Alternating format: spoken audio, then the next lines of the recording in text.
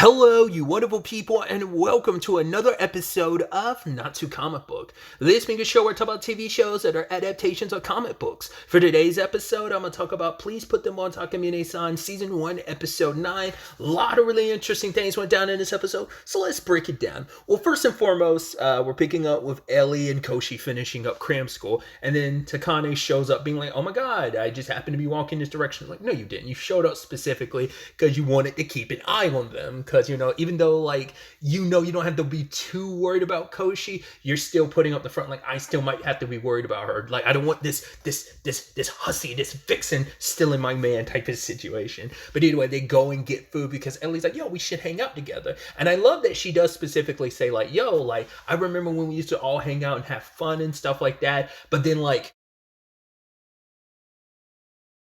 Takane is dancing around it because she realizes Koshi still doesn't remember that they used to know each other, and that doesn't even register on Koshi's mind, what Ellie's saying. But she's like, yeah, and basically, because she's getting annoyed because Ellie's saying all this stuff about, oh, we should do this, we should do that, that her and Koshi should hang out more like the past, and it makes her upset because I didn't even think about this last episode. He remembers Ellie from when they were younger, but he can't remember Takane. So that's irking her more and more because here you are bringing up the past, and he's remembering and being joyful about the past with you, but he can't seem to remember me. That's annoying. And it's also annoying because it's okay, I can accept he might not remember me, but at the very least, we have our special connection. You drudging up the past makes it seem like you guys have a deeper connection because he remembers the past with you. Because it also seems like they hung out more than him. Because it seems like they probably all hung out together, but the problem is, eventually, for whatever reason, whether it was her confession and whatever he said at the time, they didn't see each other anymore, but it seemed like him and Ellie still hung out. So it just makes that cut a little deeper. And so it's bringing up this and that in the past. And I love that, once again, that mask keeps slipping more and more every episode, especially these past two episodes, where her jealousy is getting the best of her. And she's talking about, oh, you need to be careful because you might know Koshi in the past, but you don't know him like I do. That very perverted, lustful side of him.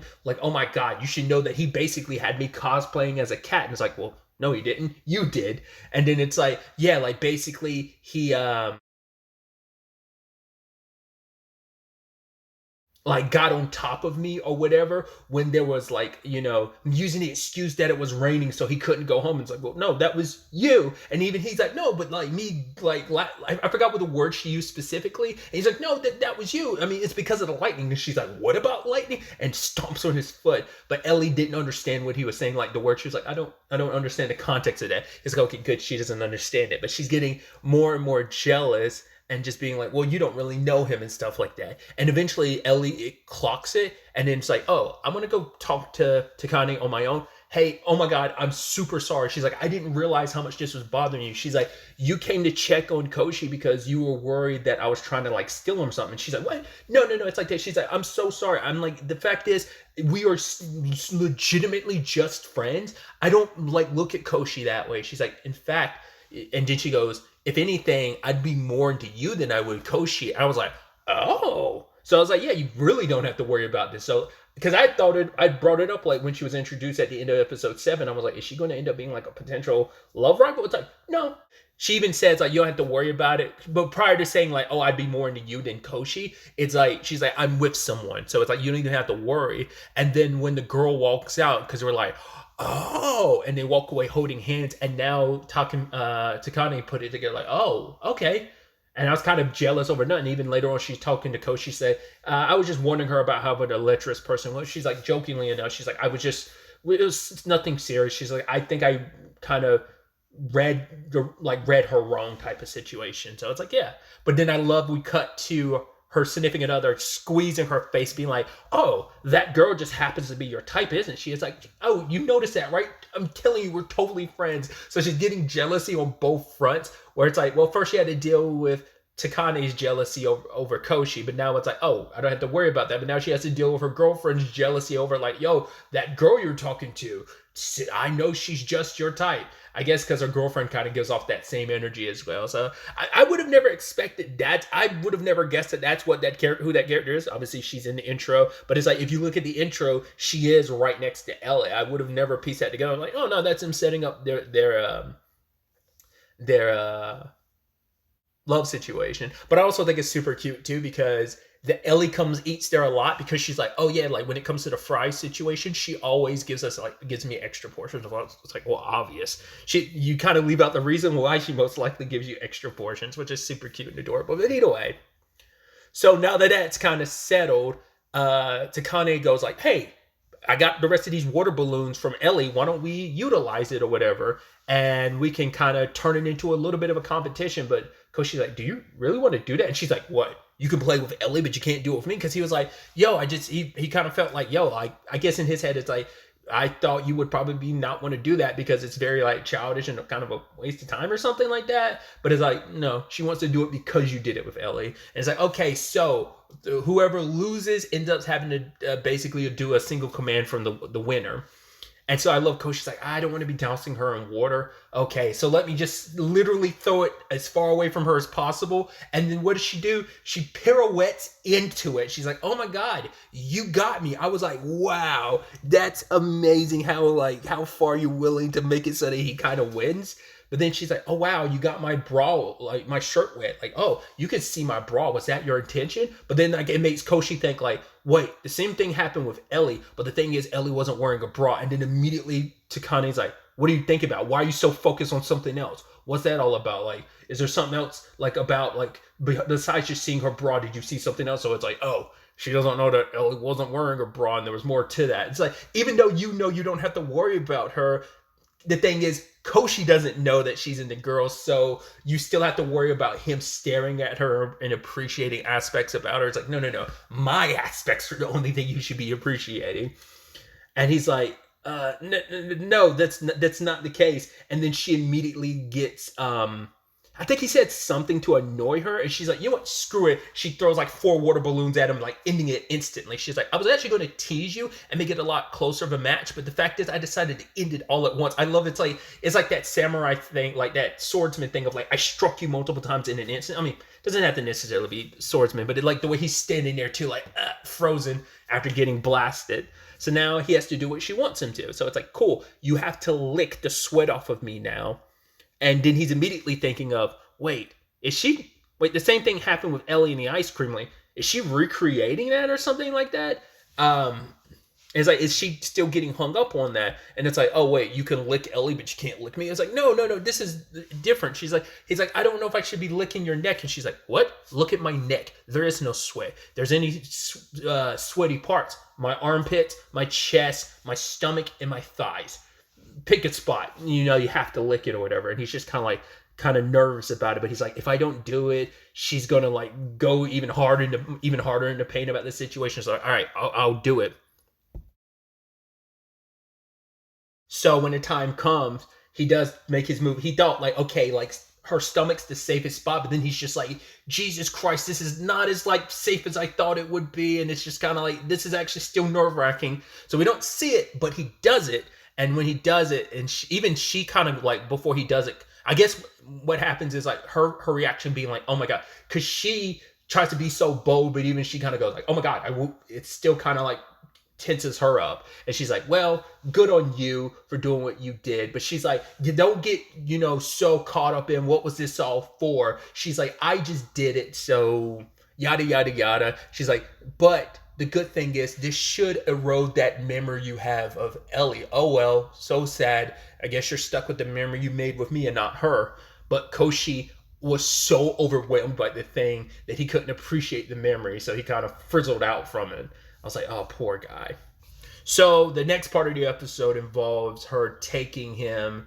They're going on like a little, because it's their last day of summer. And it's like she's taking him out to a place a location to kind of be their little getaway vacation. Koshi wanting to impress, like, Chris is like, right, she's done so much for me. I want to like show my appreciation. I did all this research about this place, so I know this place backwards and forwards. So, and it's just the saddest thing ever because they're both trying to unintentionally it becomes a I'm trying to out appreciate you type of situation. So he's initially like, oh, there's a coffee place over there. She's like, oh, funny enough, I've got some coupons I got from someone, so I should use them on you. But then he's already gone off, got the coffee, and come back. And he's like, yeah, I got this for you. She rewinds time. I wanted a latte anyway. Here's these coupons. Go use them. And he's like, oh, okay. He's like, well, I'll make it work next time. And so the next place they're in he points to a store, and it's like, okay, let's go there. And she's looking at something she thinks is cute. He's like, okay, mental image of that. She's like, well, is there anything here you liked? She's like, well, there was those wooden coasters or whatever. But yeah, that thing that stuffed animal, you really liked it, right? She's like, no, if anything, I'd like a mirror so I'd be able to appreciate my figure. Why would I want to be appreciating that stuffed animal? He's like, oh, I got it for you because I thought it'd be cute. She's like, rewind time. I don't need you like, I need to get you something first before you get me something first. That's how this situation should work. Okay, what was it that you wanted? Those coasters or whatever? He's like, well, strike two. Okay. Oh, and each time he's also putting her underwear back on.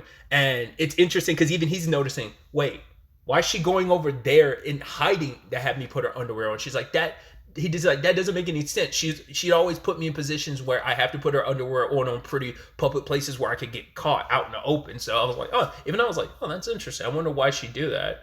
It makes sense in a greater context. But either way, they go with the get on a boat, and it's really nice. It's a first for her and him. And he's like rowing, but she's like, all right, let's switch because obviously I don't want you to be tired. He's like, no, I got this. And she immediately throws herself in the water being like, oops. I slipped. It's like you literally backflipped into the water saying you slipped. But it's like, oh, I guess my clothes are wet. Oh, well, guess I got to rewind time. He does it again. And Koshi's just like, man, strike three. I keep messing up. And then he goes over and she's just like putting stuff on. She's just like, oh my God, like, don't like look at, there's like, wait, what is going on? But he's like, no, the problem is, why did you put your underwear on yourself? And she stops herself because I guess she didn't really notice that she had done that already. And it's like, oh. And she's just kind of like, oh, because you took so much time.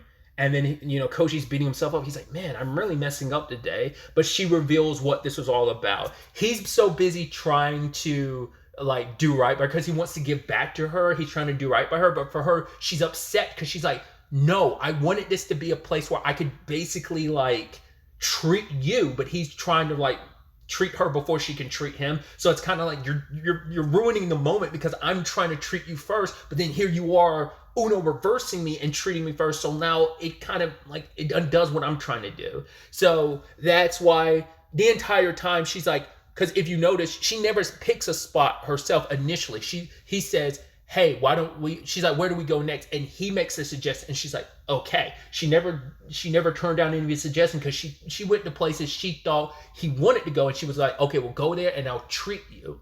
So there's that. The reason why the whole underwear situation is, she even says it herself, she's like, I want to treat you for everything, I'm sure you're exhausted, so I want this to be a relaxing day. So she didn't want to stress him out. So, hey, why don't I not do what I normally do? You're going to have to put my underwear on as my closet, but it's going to be out of the eyesight of other people. The third time, the reason why she put it on herself without even realizing it is because she was thinking to herself, I want you to not be exhausted, especially you're exhausting yourself from the rowing. I kind of undid that, but it's like, you know what? I'm just going to put my underwear on myself because she didn't intend to have him fully play his closet duties here, because the whole point was I wanted you to kind of be off the clock this episode. And, but she's like, you're making it so difficult for me to do that. Because she's like, I was actually trying to treat you, because she's like, you've done so much and you're working so hard. But, for him, it's like, no, like the fact is you've done so much for me with the cram school. And the fact is he's like, I just wanted to treat you. So I Googled, like I looked up stuff about this place because I wanted to treat you. And he was like, because I wanted you to have fun, and you having fun would make this whole thing very fun for me. That's how I would have fun, simply by treating, like knowing that you're having fun. And for her, that makes it, she's like, oh, look at you acting all cocky. But it's like, all right, fine, cool. Why don't you show me where to go next? And he's like, will that really work out this time? But I just thought that was sweet. Once again, they're just like unintentionally out doing good each other. It's weird. I'm phrasing that in a weird way, but it's just, they both had the same intention. It's just their intentions ended up colliding. And once again, she's a controlling personality. So she's just like, no, I want things to go my way, but they're not, because you're kind of screwing up my plan to treat you, because you're treating me first. And she's like, why are you being so stubborn? But it's like, yeah, it's because he tried to, like, it didn't even cross his mind. Because for him, it's like, you bringing him on this trip was enough of a treat. So it's like, I have to pay you back for being so good to me. And he even says, like, right, everything you put me through, like, you know, aside from like the cram school and helping me study, you also have made me more confident in myself in a lot of ways too. So I appreciate that. So just thought that was beautiful all around. I'm excited to see where the next episode takes us with all of this. I believe this is only a 12 episode season, so we got 3 episodes left. Still one more character from the intro. We don't know who they are. I wonder when we'll get to spend more time with Ellie and her significant other, because Koshi still doesn't know, even though Takane knows. So I'm curious to see if something comes about it. I could definitely see there being kind of a pseudo double dating situation, which will probably complicate things, because Koshi will probably be in awkward places with like Ellie, and it will probably bother Takane, but then like some stuff will happen between Ellie and Takane, and it would upset Ellie's SO. So it's just, I could definitely see some like shenanigan feel thing happening there. And in that regard, because once again, she might know about Ellie's, you know, like, oh, Ellie likes girls, but now it's like, but Koshi doesn't, and so Koshi's still viewing her as a girl that could potentially be interested in him, even though it's like that's not even crossing Koshi's mind. I mean, he's still getting caught off guard by all this stuff, but it's like obviously he's got more of an interest in Takane, but it doesn't even register that in his head that she does like him. But he is figuring stuff out, because he even says like, yo, like, I realized after the fact that, you know, the whole water balloon thing and licking the sweat off of you, that was her core motivation. But once again, the memory got a little fuzzy because of him like being so overwhelmed by everything. So that, like I said, excited to see where everything ends up going forward. But that's really all I wanted to talk about. Until the next time we meet, be happy, be safe, live life to the fullest, and enjoy it. Good day and goodbye.